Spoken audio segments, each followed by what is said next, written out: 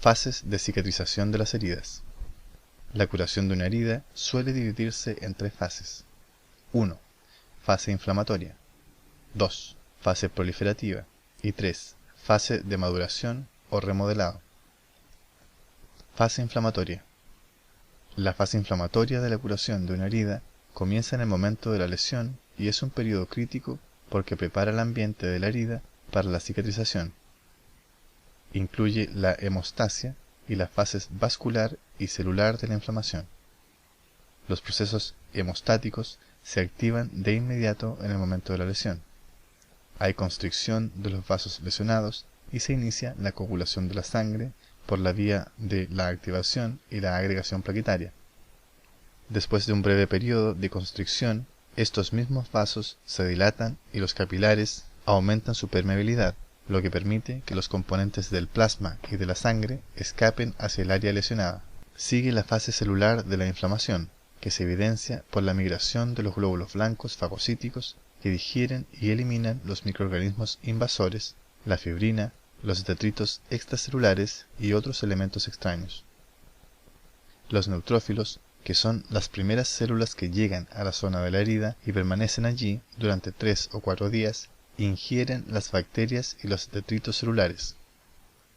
Después de alrededor de 24 horas, los macrófagos, que son células fagocíticas más grandes y menos específicas, ingresan en el área de la herida y permanecen durante un periodo más prolongado.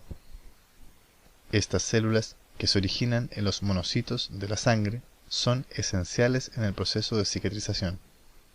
Sus funciones incluyen la fagocitosis y la liberación de factores de crecimiento que estimulan el crecimiento celular epitelial, la angiogénesis y la atracción de fibroblastos. Fase proliferativa. Esta fase de la curación suele comenzar 2 a 3 días después de producida la lesión y puede durar hasta 3 semanas en las heridas que curan por la primera intención. El proceso principal durante esta fase consiste en la producción de tejido nuevo para llenar el espacio de la herida. La célula más importante durante este periodo es el fibroblasto, una célula del tejido conectivo que sintetiza y secreta colágeno y otros elementos intercelulares necesarios para la cicatrización de las heridas. Los fibroblastos también producen una familia de factores de crecimiento que inducen la angiogénesis y la proliferación y la migración de las células endoteliales. 24 a 48 horas después de la lesión, los fibroblastos y las células endoteliales vasculares comienzan a proliferar para formar el tejido de granulación que sirve como base para el desarrollo del tejido cicatrizal. Este tejido es frágil y sangra con facilidad. El componente final de la fase proliferativa es la epitelización, que consiste en la migración, la proliferación y la diferenciación de las células epiteliales en los bordes de la herida para formar una nueva capa superficial que es similar a la destruida por la lesión. En las heridas que curan por primera intención, estas células epidérmicas proliferan y sellan la herida en el transcurso de 24 a 48 horas.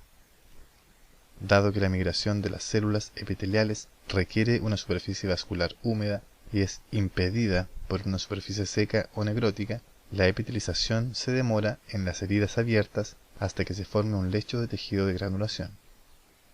Cuando se forma una costra en la herida, las células epiteliales migran entre esta y el tejido viable subyacente. Cuando una porción significativa de la herida ha sido cubierta por el tejido epitelial, la costra se desprende.